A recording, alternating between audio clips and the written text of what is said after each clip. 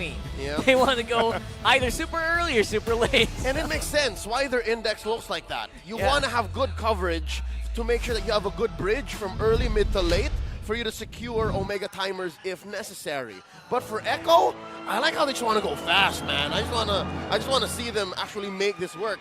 Baksha, Angela, Ixia. I'm a rapper, and I didn't even know. I appreciate it. And let's go as we jump into the first game here between Smart Omega and Echo, looking to draw on the first blood in the series in this best of 3 to round out day number 1. And again, a lot of the eyes, I feel like, are going to be on some of these more unconventional picks from Smart Omega so far. And Doru on this Guinevere. Will it be enough to have success against Echo, against Carl Teasy, who is rolling around literally with the Baksha? I mean, that's a big question, isn't it? Like, how's that Baksha gonna fare against Carl Teasy? You know, I love Carl Teasy's Fredrin, but to be honest, I've actually been missing a lot of his other heroes. So this Baksha is actually a very refreshing thing for me, but I have not really, seen how it works in this lineup, especially that we have Arlott back. I haven't seen Arlott in such a while. Yeah, we all missed him. We man. haven't actually seen him interact well with the Baksha. We missed him. The last time we were here in Shooting Gallery for season 11, it was all the rage. What was that little interaction? And Dory actually used the retribution.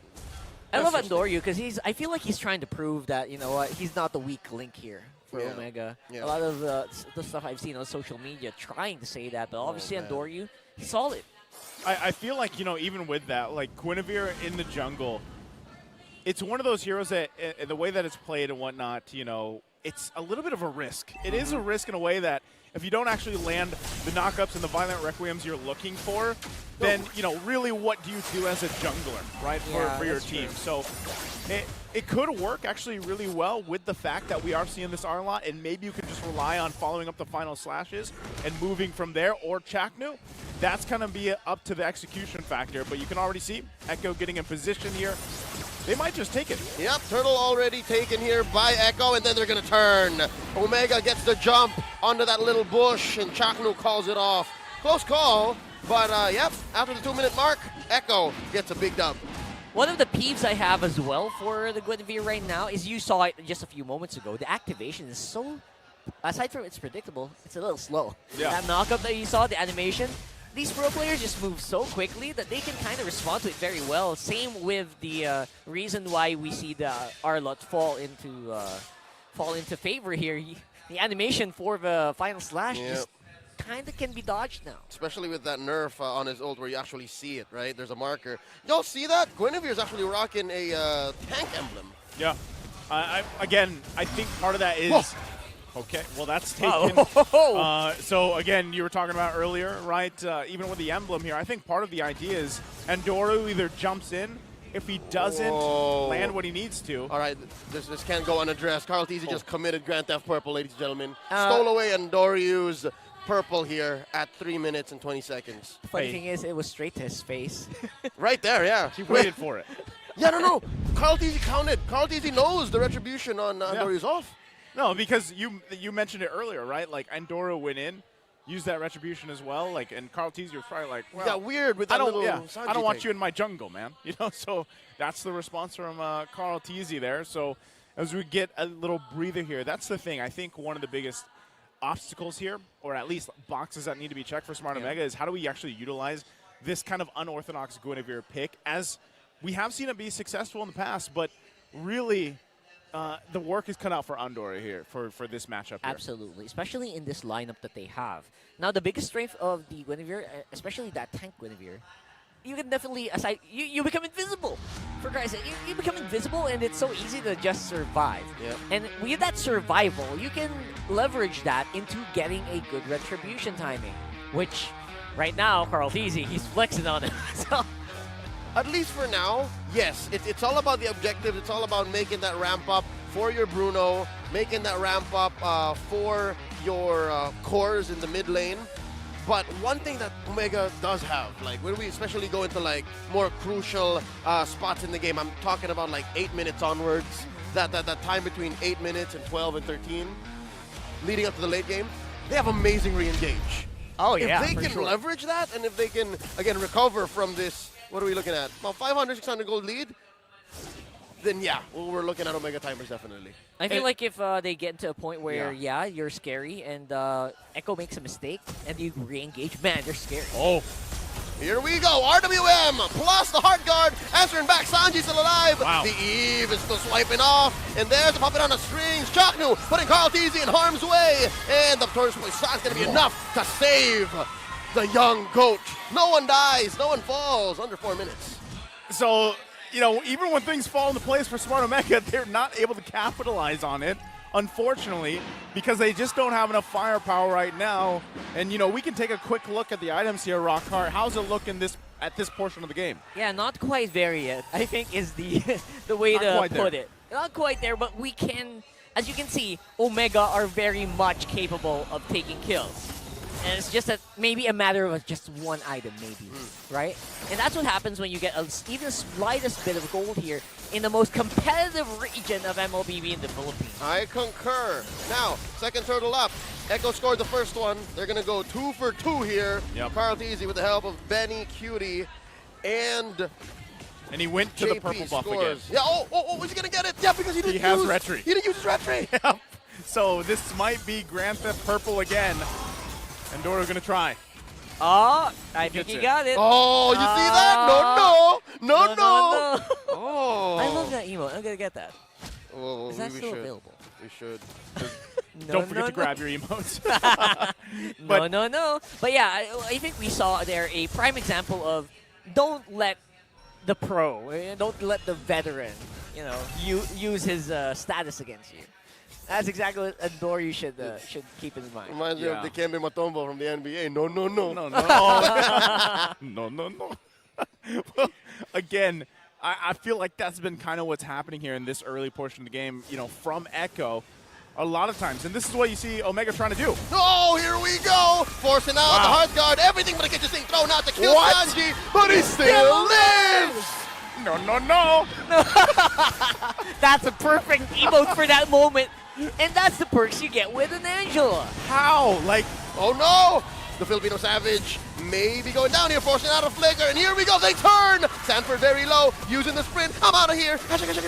And now JP still wailing away. Sanji puts up the RWM! Where you going, Chak Mamba? He draws first blood, and the fight continues. Etherbox flickers out, Carl TZ goes in, finds his targets, and Doryu here sandwiched between Carl TZ and the rest of Echo. Ryota responds. And this is a fight going on for way too long. Violet Requiem finds Sanji, and Dory doesn't have enough firepower. Off map. There's a push by Benny. Yeah, I think Omega played that just about as well as you could in surviving with minimal casualties. Look at this! Oh no, The Carlitos re-engage! are great. Gets knocked up. Can he survive? The answer is no. Ryota slays him. That's what you were talking about, right? Right there. Yeah, the re-engage, Yep. it's brutal. That's right. It's Take a while. it's brutal, but also at the same time, it's like Echo spent a lot of time down there. You know what I mean? Like, they were there for a while. They might go ahead, look for this third turtle of the game. I'm wondering if Smart Omega wants to contest it at all. I mean, for the most part, they're still actually working up. There was about 1,000 gold lead, and they've kind of narrowed it down. So Kelra's picking up a Berserker's Fury, so he should have the 2 items now, Yeah. the Hospitals and the Berserker's Fury. So he is actually kind of where he needs to be on this Bruno to provide some of that advantage they need. But Turtle's already taken. Chaknu might look for something.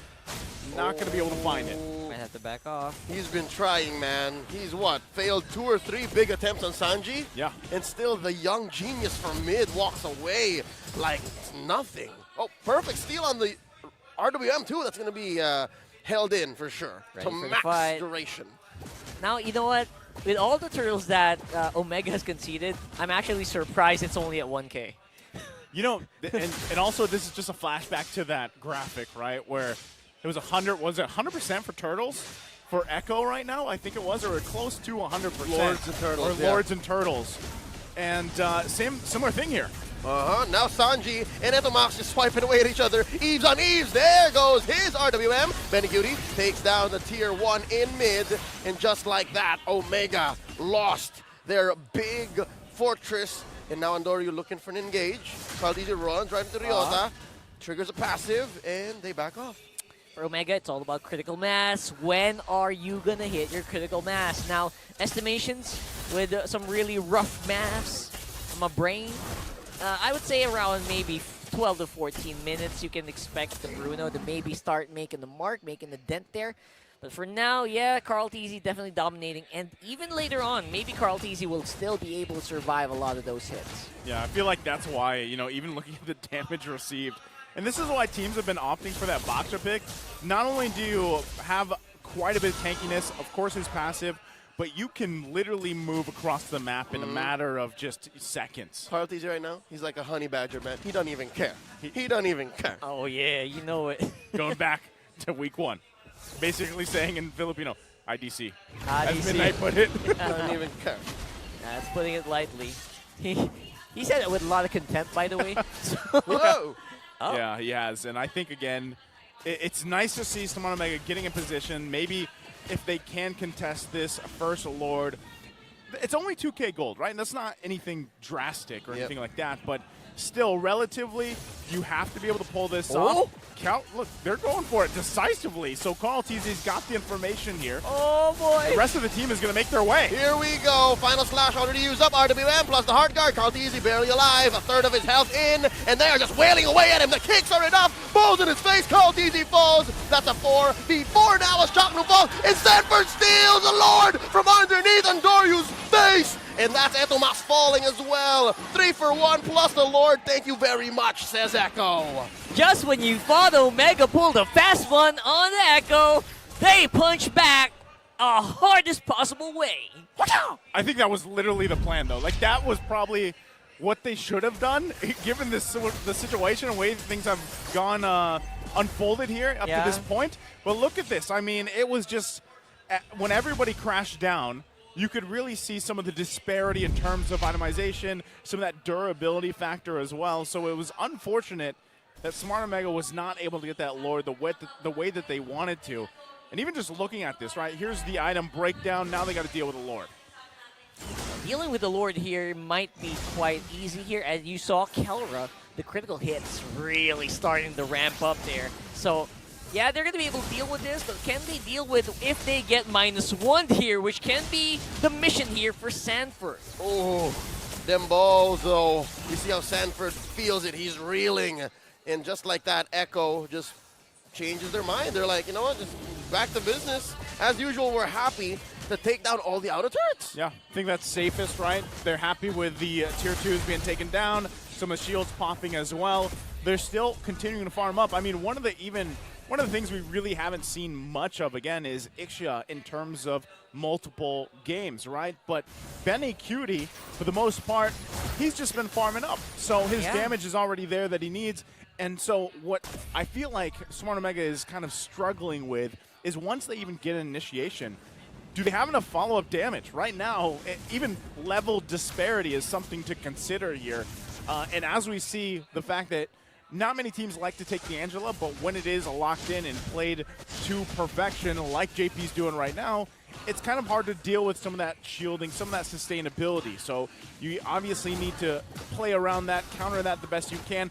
This is great, though. Keep putting your resources into Kelra. He hasn't died yet. He's getting the items he needs because we all have seen this before, where a stacked Bruno can turn the tide of a lot of these skirmishes and a lot of these team fights. Yeah, you mentioned that earlier as well, man. Just keep stacking those, because if you're talking about damage, I mean, Echo's got that in spades with the Ixia. Honestly, I've been waiting for more pro teams to start playing the Ixia, because I want to see how it fares. It's one of the most lethal glass cannons in the game. If you're surrounded by really strong teammates who can front for you, who can set up for you, you're seeing the results right now. He's not getting the last hits, but Benny Cutie, I'm pretty sure his damage dealt will be through the roof later on. Yeah, with that last big Lord fight, it's clear that his full barrage was definitely full. That was 100%. Like, everything was getting hit. Like, he was capping at the max 7 targets, right? Yeah. So that's all 5 members of Omega plus the Lord. So it makes sense. I wonder if they can set that up one more time, especially now that the Luminous Lord has spawned 13 minutes in. But Keller is definitely not a slouch here. He is the